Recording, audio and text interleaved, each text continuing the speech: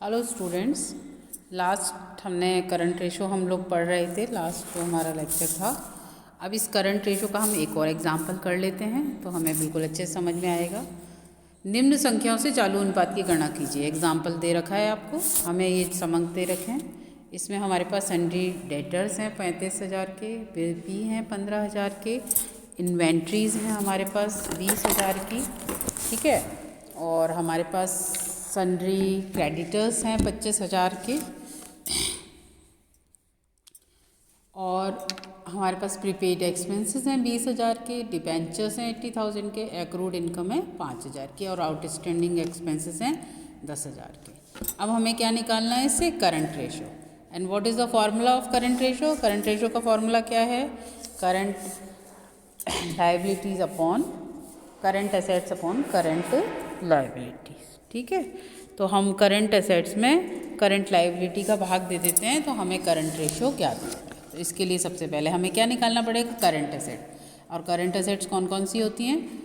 Debtors plus prepaid expenses plus accrued income plus inventories. ये आपको शुरुआत में जो फर्स्ट हमने चार्ट दिखाया था उसके अंदर से आप बार बार करेंगे तो आपको याद हो जाएगा, ठीक है। करंट एसेट्स क्या क्या हैं? अब आप देखिए, सन्ड्री डेटर्स कितने के हैं?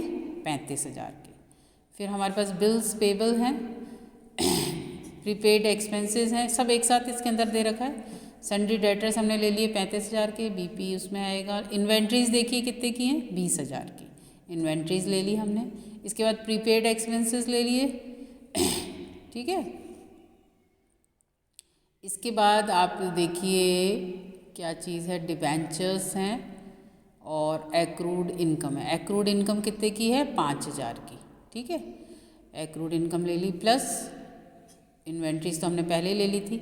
तो sundry debtor plus prepaid expenses plus accrued income plus inventories. Sundry debtors हैं हमारे 35,000 के, प्लस हमारे पास प्रीपेड एक्सपेंसेस हैं 20,000 के, प्लस हमारे पास एक्रूड इनकम है 5,000 की, प्लस हमारे पास इन्वेंट्रीज हैं 20,000 की। इनका जोड़ लगा लो आप, 35 और 5 40 और 20 60 और 20 80,000, ठीक है। अब करंट लाइबिलिटीज़ आप देखिए, करंट लाइबिलिटीज़ कितनी हैं? Sundry creditor plus bills payable plus outstanding. Sundry creditors देखिए कितने के हैं, लास्ट में आपको दे रखे हैं क्वेश्चन में 25,000 के, plus bills payable BP second point है हमारा 15,000 के, प्लस आउटस्टैंडिंग एक्सपेंसेस आप देखिए कितने के हैं, लास्ट पॉइंट है इधर 10,000 का।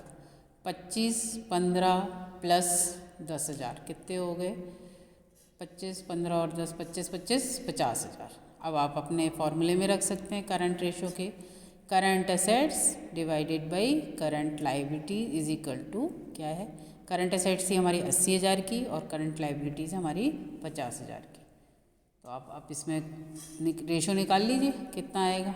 8 0 0 कट गए और 8 में हम भाग देंगे 5 से, तो 5 एकम 5 और 1.6:1, ठीक है। ये हमारा रेशो आएगा। आगे बस समझ में? तो आप इसको सॉल्व करते रहेंगे तो आपको आएगा। एग्जाम्पल 3 हम लेते हैं। प्रीति लिमिटेड जो है 31 मार्च 2014 को करंट एसेट्स और करंट लाइबिलिटी 80 और 40 थे। निम्नलिखित सौदे का प्रीति लिमिटेड के चालू अनुपात पर व्यक्तिगत एवं सामूहिक प्रभाव बताइए। हमें सामूहिक प्रभाव पड़ रहा है। हमें इन्होंने रेशो दे रखा है, करंट एसेट्स और करंट लाइबिलिटी दे रखी है 80 और 40,000, और ये कह रहा है कि फिर हमारे रेशो पे क्या फ़र्क पड़ेगा। अब हमारा current ratio current assets divided by current liabilities, अब पहले रेशो निकाल लो। फर्म के इन व्यवहारों को पूर्व चालू अनुपात निम्न प्रकार ज्ञात होगा। करंट एसेट्स कितनी दे रखी है? 80,000, और करंट लाइबिलिटी कितनी दे रखी है? 40,000। तो हमारा रेशो कितना हो गया? 2:1। आगे बस समझ में आया? पहले ही करंट रेशो निकालो 2:1।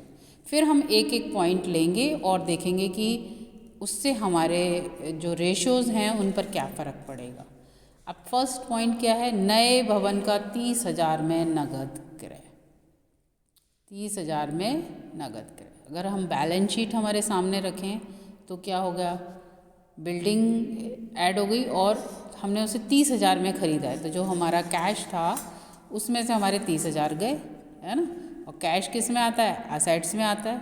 तो अब आप देख लो, असेट्स हमारी कितनी थी, 80,000 थी। 80,000 में से हमने 30,000 खर्च करके भवन खरीद लिया। भवन तो फिक्स्ड असेट्स है, तो हमारे इस रेशो पे उसका कोई महत्व नहीं है, हमारे पास तो बस कैश गया है, ये हमें प्रभाव हुआ है। तो 80 में से 30 के कितने बचे, 50,000। ठीक है, अब हम नया एक रेशो निकालेंगे, 50,000 डिवाइडेड बाई 40,000, दैट इज़ 1.25:1। आप भाग दे के देख लीजिए। सेकेंड पॉइंट क्या कह रहा है, मशीन का 10,000 दीर्घकालीन बैंक ऋण के माध्यम से क्रय। 10,000 मशीन दीर्घकालीन बैंक ऋण खरीदने पर चालू संपत्तियों, चालू दायित्वों में कोई प्रभाव नहीं पड़ेगा, अतः चालू अनुपात प्रभावी नहीं होगा। उसने क्या खरीदा है, मशीन खरीदी है, मशीन से फिक्स एसेट्स उसमें चली जाएगी मशीन। और क्रेडिट खरीदा है, क्रेडिट भी उसने कैसे लिया, दीर्घकालीन बैंक ऋण है, तो दीर्घकालीन तो इसमें आता ही नहीं है, इसमें तो सिर्फ क्या आता है, अल्पकालीन आता है। नेक्स्ट आप देखिए, नेक्स्ट पेज पे 10,000 का अंतिम लाभांश क्या कह रहा है, 10,000 का अंतिम लाभांश का भुगतान तथा 1,000 लाभांश कर का भुगतान, इसका क्या प्रभाव होएगा।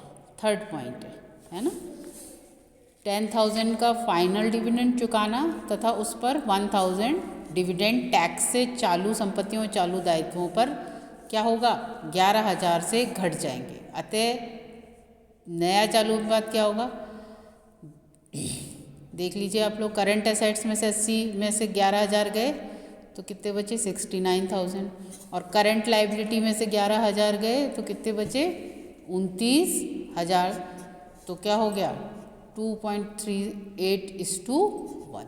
फाइनल डिविडेंड चुकाने के बाद, चुकाया है तो उधर तो कैश कम हुआ है और उधर हमारी जो लाइबिलिटीज़ थी वो भी कम हो गई, तो इसलिए 2:38:1 आ जाएगा, 2.38।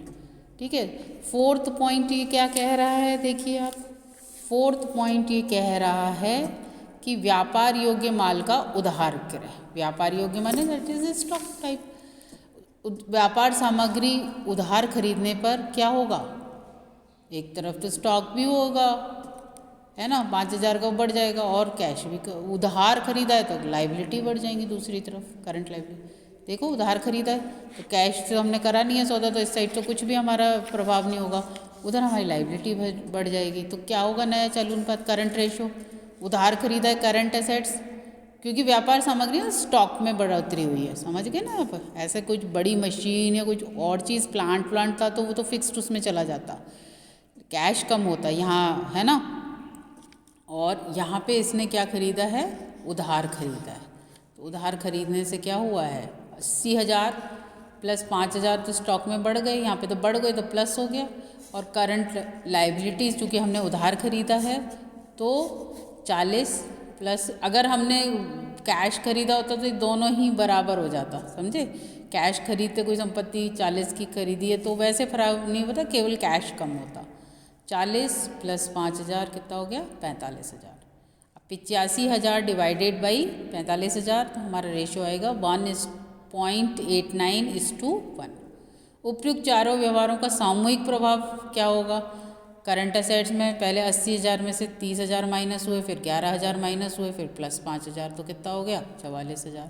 करंट लाइबिलिटी की बात करें तो 40 में से पहले 5,000 minus 11,000 is equal to 34,000। 44,000 upon 34,000 is equal to 1.29:1। इस प्रकार करंट रेशो इन व्यवहारों के पूर्व 2:1 था, लेकिन इन व्यवहारों के बाद इनके प्रभाव घटकर अगर हम एग्रीगेट या ओवरऑल रिजल्ट देखें तो 1.29:1 हो गया। करंट संपत्तियों में और करंट चालू संपत्तियों और चालू दायित्वों में कोई भी परिवर्तन होने पर हमारा चालू अनुपात प्रभावित होगा, ये हमें ध्यान रखने योग्य बात है। और हमारा आदर्श अनुपात क्या है, 2:1। ओके, नेक्स्ट रेशो जो है हम अगले उसमें पढ़ेंगे। ओके।